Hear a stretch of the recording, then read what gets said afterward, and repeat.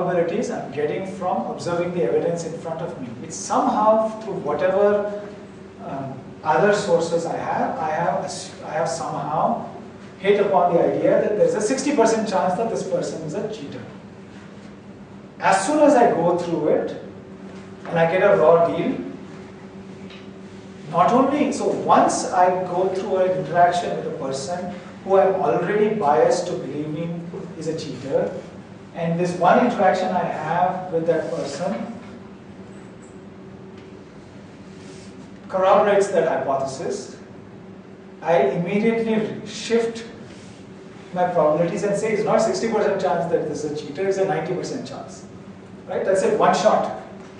Now this might be wrong. Somebody might not be a cheater and they may not be, that particular occasion they might have behaved with you in a certain way because of other circumstances.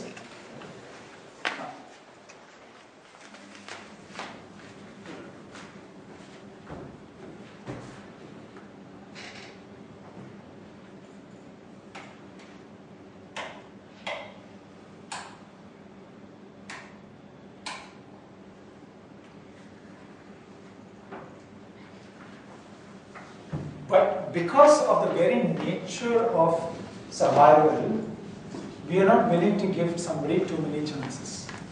Right? So the whole thrust of cognition is how can we get something reasonably reliable out of as little data as possible.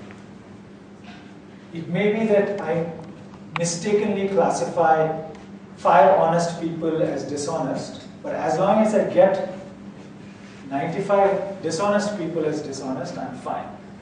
Right? The reason being that in these cases, a false positive, so somebody who's dishonest being identified as honest, is a far bigger problem than somebody honest being identified as dishonest. Because all that's going to happen is I don't go through the sale with somebody who I think is dishonest even though they're honest.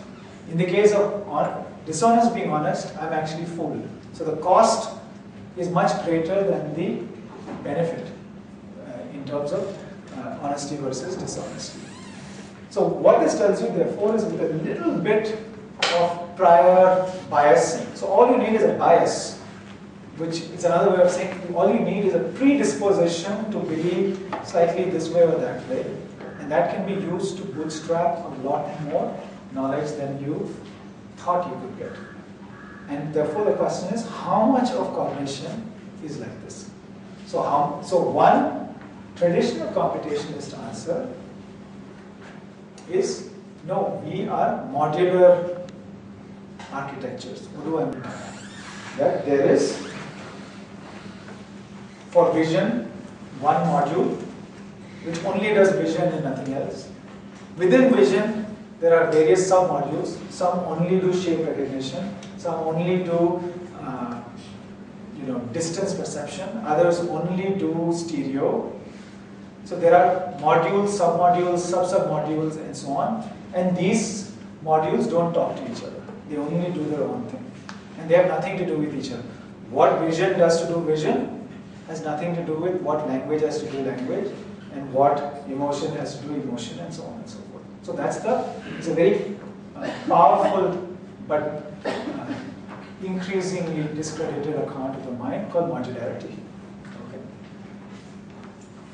The opposite claim to that is, no, that there are very powerful but general purpose principles like this inductive learning principle I mentioned. Right? Get as much money bang out of your buck.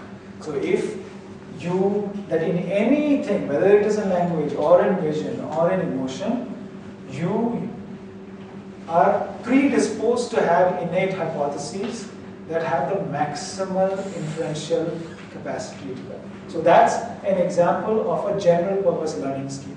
It doesn't depend on whether it's language, it doesn't depend on whether it's vision, it's the same across.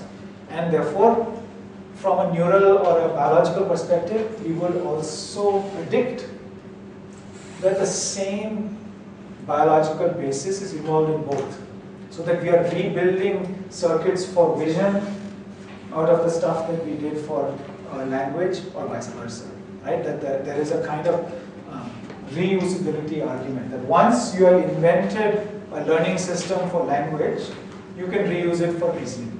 Once you've invented something for vision, you can reuse it for language. Because ultimately, they're nothing more than drawing the best conclusions you can out of the data that you have.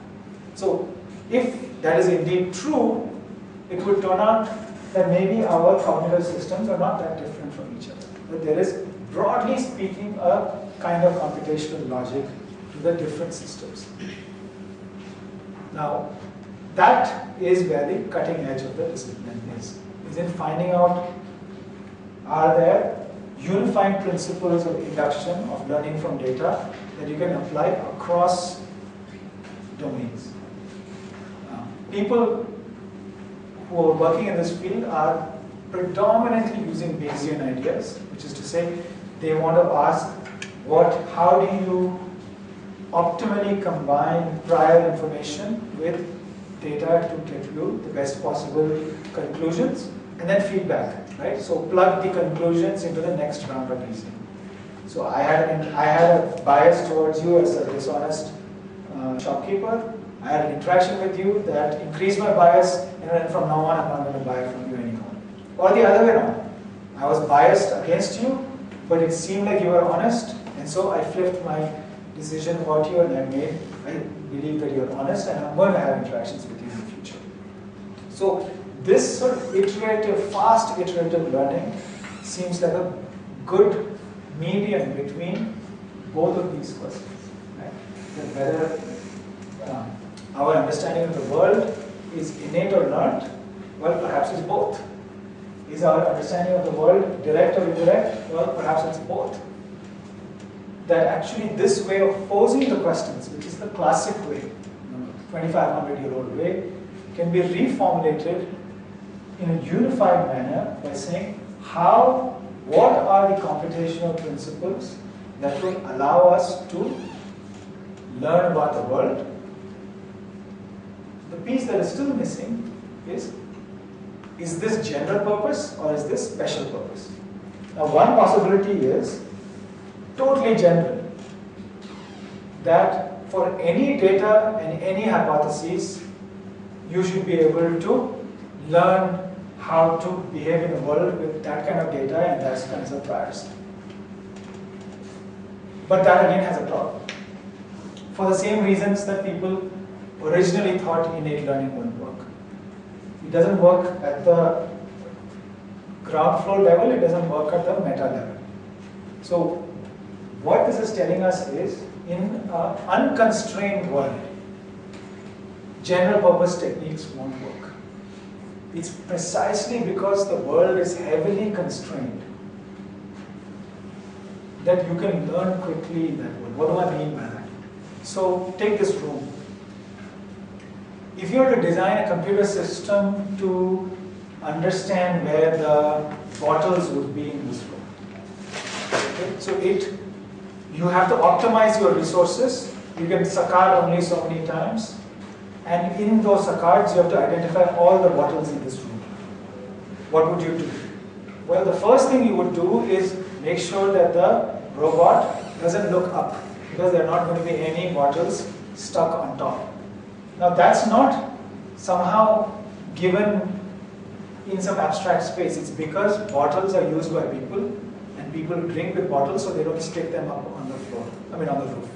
Okay? So therefore, we can use that knowledge, general knowledge about the world, the fact that the world only comes in certain ways. The cars are on streets and planes are in the air, makes it much easier to know where to look for cars and where to look for planes. And that idea can be used as much at the ground floor of vision as you can use it for sort of fancy things like cars versus planes. So what do I mean? Images. So forget full objects like cars and planes. Even images are not fully random. So if you go back to the discussion I had in the morning, if you are to build a general purpose vision system where you take two 3D images and you want to build two 2D images and want to build a 3D model out of it, then you have to be able to synthesize any two images into a 3D model. But actually, the world isn't like that. Images are not sampled from a uniform distribution across image space. They are actually heavily constrained.